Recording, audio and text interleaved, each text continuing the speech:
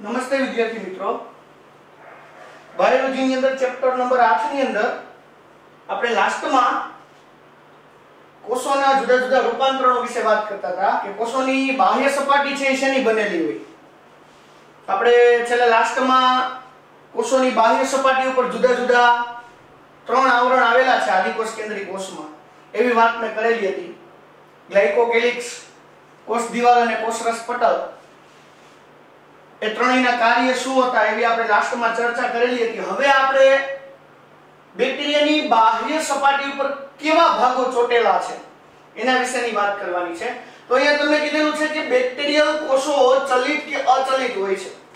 બે પ્રકારના કીધા છે, કાં તો ચલિત અને કાં તો અચલિત. હવે શબ્દ જોતા તમને ખ્યાલ આવી જાય કે જો ચલિત કોષ એટલે કેવા કોષ, તો કે ચલિત એટલે જે ચાલી શકે તેવા અને અચલિત એટલે જે ચાલી ન શકે તેવા. બેક્ટેરિયા બે પ્રકારના છે, ચલિત અને અચલિત. ચલિત એટલે ચાલી શકે તેવા અને અચલિત એટલે ચાલી ન શકે તેવા. જો ચલિત હોય તો કોષ દિવાલ પરથી ઉદ્ભવેલ પાતળી તંતુમય રચના જોવા મળે છે. અહીંયા તમને એવું કીધું કે જો બેક્ટેરિયો ચલિત હોય મતલબ કે ચાલી શકે તેવું હોય તો એની કોષ દિવાલની ઉપરની બાજુએ એક પાતળી એવી તાંતણા જેવી તંતુમય રચના જોવા મળે છે. આ રચનાને આપણે કશા કહીએ છીએ. શું કહીએ છીએ? કશા. અહીંયા તમે બેક્ટેરિયો જોઈ શકો છો. જે આ બ્લેક કલરનું જે મેં દોરેલું છે શું છે? બેક્ટેરિયો છે. અને આ બેક્ટેરિયાની કોષ દિવાલ ઉપરથી આવી પાતળી રચના નીકળી દેખાણી. આ રચનાને આપણે કશા કહીએ છીએ. દેશી ભાષામાં પૂંછડી કહી શકીએ. તો આ પૂંછડી હોય તો એની મદદથી બેક્ટેરિયા ચાલી શકે છે. પરંતુ જો કોઈ બેક્ટેરિયો એવું હોય કે જેમાં કશા નથી, જો અહીંયા મેં સેકન્ડ નંબરનું બેક્ટેરિયો દોરેલું છે, આ બેક્ટેરિયામાં કશા નથી, જોયું તમે? તો કશા નથી તો એનો મતલબ શું થાય કે આ બેક્ટેરિયો ચાલી શકતું નથી. તો એ બેક્ટેરિયો કેવું હોય છે? અચલિત. પરંતુ આ બેક્ટેરિયામાં કશા છે તો બેક્ટેરિયો કેવું હોય છે? ચલિત. ચલિત એટલે કેવું? ચાલી શકે એવું. બીજી વાત એની કરેલી છે કે જુદા જુદા બેક્ટેરિયામાં કશાની સંખ્યા જુદી જુદી હોય છે. એવું જરૂરી નથી કે એક બેક્ટેરિયામાં એક જ કશા હોય. કોઈમાં બે હોય, કોઈમાં ત્રણ હોય, કોઈમાં ચાર હોય. સપોઝ કે તમે જોઈ જ શકો છો કે અહીંયા એક જ કશા છે, અહીંયા જુઓ ચાર કશા દોરેલી છે. એવું કીધું જુદા જુદા બેક્ટેરિયાની અંદર કશાની સંખ્યા બધામાં કેવી હોય છે? જુદી જુદી. બધા બેક્ટેરિયામાં એક જ કશા હોય એવું જરૂરી નથી. બેક્ટેરિયા પ્રમાણે કશાની સંખ્યા કેવી હોય છે? એકબીજાથી જુદી જુદી. બીજી વાત એવી કરેલી છે કે બેક્ટેરિયાની કશા ત્રણ ભાગોથી બનેલી હોય છે. બેક્ટેરિયાની કશામાં મુખ્યત્વે કેટલા ભાગો આવેલા હોય છે? ત્રણ ભાગો. તો આ ત્રણ ભાગો ક્યાં ક્યાં? તો કે તંતુ, અંકુશ અને તલકાય. બરાબર નામ યાદ રાખજો મિત્રો. બેક્ટેરિયાની કશા ત્રણ ભાગની બનેલી છે, તંતુની, અંકુશની અને તલકાયની. આ ત્રણ ભાગો એવા છે કે જે બેક્ટેરિયાની કશા બનાવે છે. આ કશામાં સૌથી મોટી રચના તંતુની છે. તંતુ છે ને એ સૌથી મોટો છે. આ ત્રણેય ભાગોમાં સૌથી મોટો ભાગ કોનો છે? તંતુનો, જે કોષની સપાટીની બહાર લંબાયેલો છે. આ સપોઝ કે બેક્ટેરિયો છે, અહીંયા જે હું દોરું છું શું છે? બેક્ટેરિયો. તો એની કશાને આપણે ઝૂમ કરીને જોઈએ તો તમને અહીંયા દેખાય છે. જુઓ આ રચના.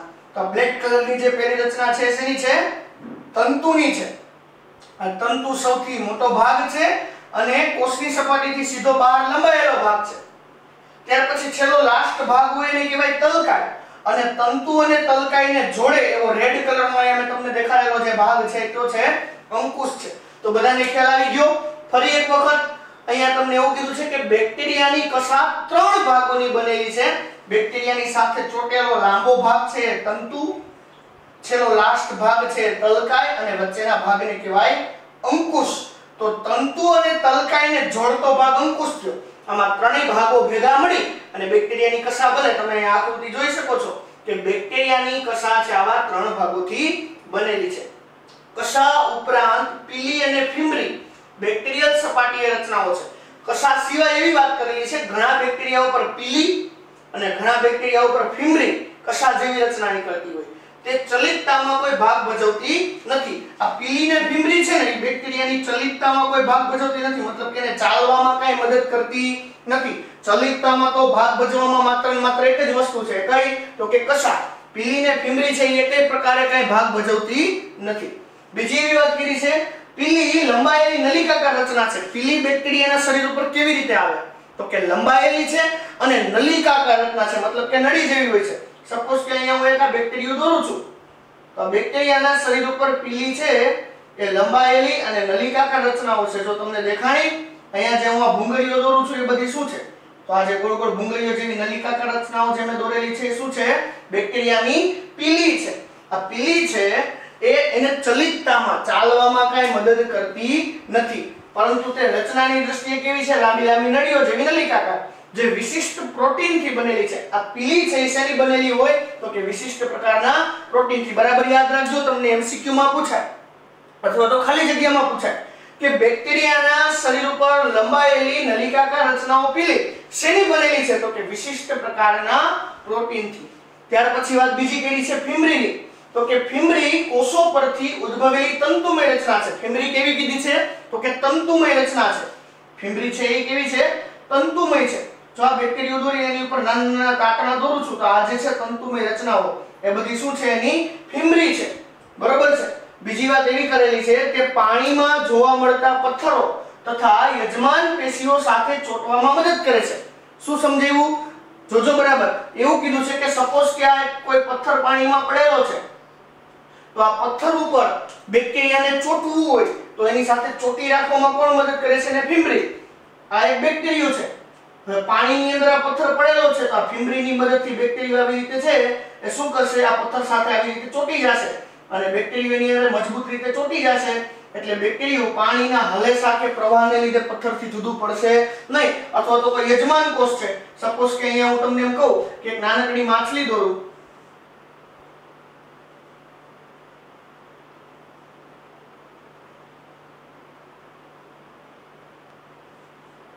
આ માછલીના શરીર ઉપર યજમાન તરીકે બેક્ટેરિયો ચોંટેલું છે. સોરી, માછલી છે બેક્ટેરિયાનો યજમાન છે, એની ઉપર આ બેક્ટેરિયો પરોપજીવી તરીકે ચોંટેલું હોય, તો આ બેક્ટેરિયો એની આવી રીતે નાની નાની તંતુમય ફીમરીઓનો ઉપયોગ કરી અને માછલી ઉપર ચોંટી જાય.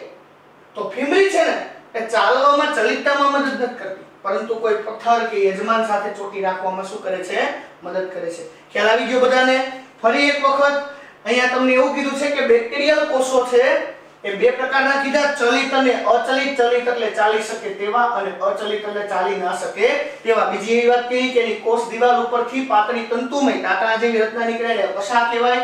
કશા પાછી બેક્ટેરિયાની સંખ્યાને આધારે જુદી જુદી હોય, કોઈમાં એક હોય, કોઈમાં એક કરતા વધારે હોય. પછી કશાના ત્રણ ભાગો કીધા, લંબાયેલો લાંબો ભાગ બેક્ટેરિયા સાથે સીધો ચોંટેલો હોય તંતુ, છેલ્લો ભાગ તલકાય ને એ બેને જોડે ભાગ અંકુશ. આ સિવાય બેક્ટેરિયાના શરીર ઉપર બીજી બે રચના કીધી, પીલી અને ફીમરી. પીલી કેવી કીધી તમને? તો કે પ્રોટીનની બનેલી નલિકાકાર રચના છે, જ્યારે ફીમરી છે એ પાતળી તંતુમય રચના છે. એનું મદદ કરવામાં કાર્ય બેક્ટેરિયાનું શું? બેક્ટેરિયાને મદદ કરવાનું કાર્ય એનું પથ્થર અથવા તો યજમાનની સાથે બેક્ટેરિયાને ચોંટી રાખવામાં મદદ કરે છે. તો આ ટોપિક આપણો અહીંયા કમ્પ્લીટ થાય છે. હવે નવા ટોપિકની વાત કરવાની છે, રિબોઝોમ્સ અને સમાવિષ્ટ રચનાઓ. કે રિબોઝોમ્સ કોને કહેવાય અને એની અંદર સમાવિષ્ટ રચનાઓ શું છે? તો આપણે આગળના લેક્ચરોની અંદર જોઈ ગયા કે સુકોષ કેન્દ્રિક, આદિકોષ કેન્દ્રિક કોઈ પણ પ્રકારનો કોષ હોય, આ કોષની અંદર પટલ વિહીન રચના એક રિબોઝોમ્સ હાજર હોય, નાની નાની ગોળ ગોળી જેવી. તો આ રિબોઝોમ્સની રચનાઓ છે એ કેવી હોય? તો અહીંયા તમને એવું કીધું છે કે આદિકોષ કેન્દ્રિક કોષમાં રિબોઝોમ્સ કોષરસ પટલ સાથે સંકળાયેલ છે. સપોઝ કે તમને આદિકોષ કેન્દ્રિક કોષની વાત કરેલી છે, તો અહીંયા જે હું આકૃતિ દોરું છું એ શેની આકૃતિ છે? આદિકોષ કેન્દ્રિક કોષની. આ આદિકોષ કેન્દ્રિક કોષની અંદર અહીંયા તમે આ જુઓ તો એનો બ્લેક કલરનો ભાગ દોરેલો છે, શેનો છે? કોષરસ પટલનો. કોષરસ પટલ. આ કોષરસ પટલની સપાટી સાથે ચોટેલા આવા નાના નાના જે ગોળ ગોળ ભાગ છે, આ ગોળ ગોળ ભાગને આપણે શું કહીએ છીએ? રિબોઝોમ્સ. દેખાણું બધાને? કોષરસ પટલ સાથે ચોટેલા આવા નાના નાના ગોળ ગોળ ભાગ છે, આ ગોળ ગોળ ભાગને આપણે શું કહીએ છીએ? રિબોઝોમ્સ. તો અહીંયા તમને પહેલું વાક્ય એવું કીધું છે કે કોષરસ પટલની સાથે સંકળાયેલા નાના નાના જે ભાગ છે શેના છે? રિબોઝોમ્સના, જે 15 નેનોમીટર થી 20 નેનોમીટર કદ ધરાવે છે. રિબોઝોમ્સ કેવડું લાંબુ હોય? તો કે 15 થી 20 નેનોમીટર. યાદ રાખજો, પૂછે રિબોઝોમ્સની કદની વાત તો 15 થી 20 નેનોમીટર. હવે રિબોઝોમ્સ કેવી રીતે બનેલું હોય? તો કે એ 50S અને 30S એમ બે પેટા એકમથી બને છે. સમજો બરાબર? એવું કીધું છે કે રિબોઝોમ્સ બે પેટા એકમથી બને છે, 50S અને 30S. બરોબર? યાદ રાખજો 50S અને 30S એટલે શું? તો કે રિબોઝોમ્સના બે ભાગ છે. સપોઝ કે તમને જો અહીંયા આકૃતિ દેખાય છે, આ એક ભાગ અને આ બીજો ભાગ. તો આ જે મોટો ભાગ છે એ 50S છે અને નાનો ભાગ છે એ 30S છે. અહીંયા S એટલે શું થાય? તો S એટલે સેકન્ડ નથી થતું, પણ S એટલે થાય સ્વેડબર્ગ યુનિટ. S નો મતલબ શું થાય? સ્વેડબર્ગ યુનિટ. જે પ્રકારનું માપન છે રિબોઝોમ્સનું, સ્વેડબર્ગ યુનિટ. સ્વેડબર્ગ નામના વૈજ્ઞાનિકે આ માપનની શોધ કરેલી હતી એટલે એનું નામ સ્વેડબર્ગ યુનિટ પડ્યું. તો આ એવું કીધું કે રિબોઝોમ્સ બે પેટા ભાગથી બને, મોટો ભાગ 50S અને નાનો ભાગ 30S. આ S એટલે શું થાય? સ્વેડબર્ગ યુનિટ. બંને પેટા એકમો જોડાય 70S રિબોઝોમ્સ બનાવે છે. 50S અને 30S આ બે જોડાય અને જે આ મોટો રિબોઝોમ્સ બન્યો, એ રિબોઝોમ્સ કેવો રિબોઝોમ્સ બન્યો કહેવાય? તો કે આ રિબોઝોમ્સ 70S પ્રકારનો રિબોઝોમ્સ બન્યો, આવું આપણે કહી શકીએ. આદિકોષ કેન્દ્રીય રિબોઝોમ્સ 70S પ્રકારનો બને. ત્યાં બે ભાગો જોડાય 50 અને 30. પ્રોટીન સંશ્લેષણ માટેનું સ્થાન છે. રિબોઝોમ્સનું મેઇન કાર્ય શું છે? તો કે પ્રોટીન સંશ્લેષણમાં મદદ કરે છે. એટલે એવું કીધું કે તે પ્રોટીન સંશ્લેષણ માટેનું સ્થાન છે. તમે ધોરણ 12 સાયન્સની અંદર ભણશો કે રિબોઝોમ્સ કેવી રીતે પ્રોટીન બનાવે છે. પ્રોટીન એમિનો એસિડના બનેલા હોય. આવા એમિનો એસિડને એકબીજાની સાથે જોડી અને કઈ રીતે જુદા જુદા એમિનો એસિડને જોડીને એમાંથી પ્રોટીનનું નિર્માણ કરે રિબોઝોમ્સ, એ તમે 12 સાયન્સની અંદર જોશો.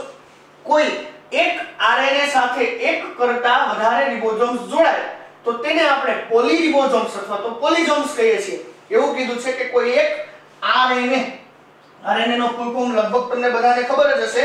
આરએનએ નો ફૂલ ફોર્મ થાય રિબો ન્યુક્લિક એસિડ. ડીએનએ નો ફૂલ ફોર્મ તમે ધોરણ 10 માં ભણ્યા છો, ડીઓક્સીરિબોન્યુક્લિક એસિડ. એમ ઓ single stranded RNA, single stranded જે ભાગ છે એને આપણે આરએનએ કહીએ છીએ, જેનો ફૂલ ફોર્મ થાય રિબો ન્યુક્લિક એસિડ. તો આ રિબો ન્યુક્લિક એસિડ છે એની સાથે એટલે કે આરએનએ સાથે, સપોઝ કે અહીંયા જે હું દોરું છું તો આપણો શેનો દોરેલો છે મેં? આરએનએ નો. આ એક આરએનએ ના ટુકડા સાથે એક કરતા વધુ રિબોઝોમ્સ હોય તો કે આની ઉપર આવી રીતે એક કરતા વધારે રિબોઝોમ્સ ચોટી જાય તો હવે આપણે આ આરએનએ ના ભાગને શું કહીએ છીએ? પોલીરિબોઝોમ્સ અથવા તો પોલીઝોમ્સ. આ એક આરએનએ હતું, એની ઉપર એક કરતા વધારે રિબોઝોમ્સ ચોટી ગયા તો આપણે આ ટુકડાને શું નામ આપીશું? પોલીઝોમ્સ અથવા તો પોલીરિબોઝોમ્સ. ભાષાંતરણ દ્વારા mRNA ની મદદથી પ્રોટીનનું નિર્માણ થાય છે. તમે 12 સાયન્સની અંદર અભ્યાસ કરશો ભાષાંતરણ ચેપ્ટર નંબર 6 ની અંદર કે આ ભાષાંતરણની પ્રક્રિયા જ્યારે શરૂ થશે ને ત્યારે mRNA ની મદદથી પ્રોટીનનું નિર્માણ થાય છે. આ mRNA એટલે કે મેસેન્જર આરએનએ. મેસેન્જર આરએનએ કેવી રીતે રિબોઝોમ્સ સાથે સંકળાય અને પ્રોટીનનું નિર્માણ કરવામાં મદદ કરશે, જેના વિશે તમે ઇન ડિટેલમાં ચેપ્ટર 6 માં 12 સાયન્સમાં અભ્યાસ કરશો.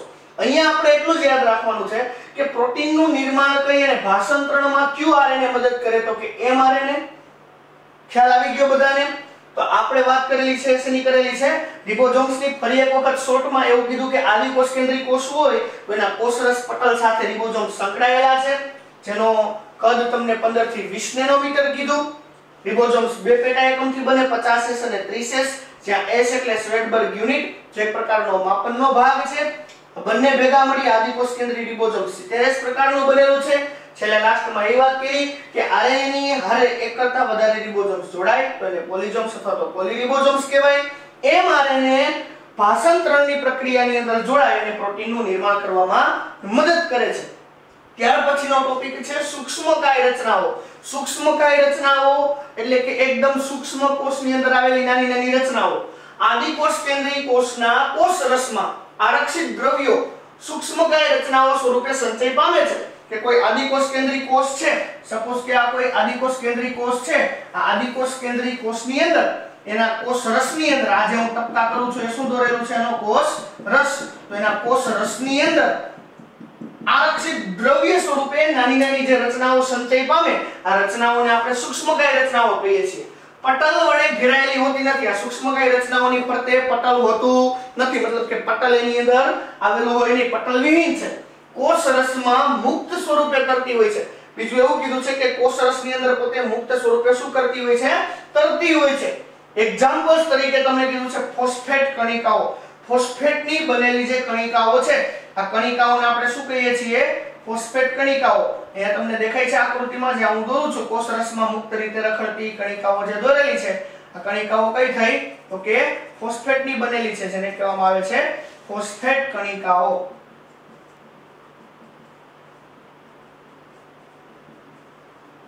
ત્યાર પછી સિયાનોફાઇસિસ કણિકાઓ. બીજા નંબરની કણિકાઓ કીધી તમને સિયાનોફાઇસિસ કણિકાઓ. જો આમે દોરી, આ કઈ કણિકાઓ છે? સિયાનોફાઇસિસ કણિકાઓ. અને ત્રીજા નંબરની ગ્લાયકોજન કણિકાઓ. આ જે ત્રીજા નંબરની મેં દોરી એ શું છે? ગ્લાયકોજન કણિકાઓ. તો અહીંયા તમને એવું કીધું કે આ કણિકાઓ પટલ વગરની છે, કોષરસમાં મુક્ત રીતે તરતી હોય, બરોબર છે. અને ત્રણ પ્રકારની કીધી: ફોસ્ફેટ કણિકા, સિયાનોફાઇસિસ કણિકા અને ગ્લાયકોજન કણિકા. આ સિવાય એવું કીધું કે નીલ હરિત લીલ, જાંબલી અને હરિત પ્રકાશ સંશ્લેષી, બેક્ટેરિયા, વાયુયુક્ત રસધાની પણ જોવા મળે છે. હવે અહીંયા એવું કીધું નીલ હરિત લીલમાં, જાંબલી અને હરિત પ્રકાશ સંશ્લેષી જે બેક્ટેરિયા છે, આ બેક્ટેરિયાની અંદર વાયુયુક્ત રસધાની જોવા મળે. સપોઝ કે અહીંયા હું તમને આકૃતિ દોરીને સમજાવું તો આ એક બેક્ટેરિયો છે. આ બેક્ટેરિયાની અંદર આવી મોટી બધી શું જોવા મળે છે? રસધાની, બરોબર છે. આવો મોટો ભાગ જે હવાથી ભરેલો છે, આ હવાથી ભરેલા ભાગને શું કહેવામાં આવે છે? રસધાની. તો અહીંયા એવું કીધું નીલહરિત લીલ, જાંબલી અને હરિત પ્રકાશ સંશ્લેષી બેક્ટેરિયાઓ છે. આ બેક્ટેરિયાઓની અંદર આવો વાયુયુક્ત ભરેલો જે ભાગ છે, આ ભાગને આપણે શું કહીએ છીએ? તો કે વાયુયુક્ત રસધાની. ક્લિયર બધાને? તો આજે આપણે આટલું રાખીએ.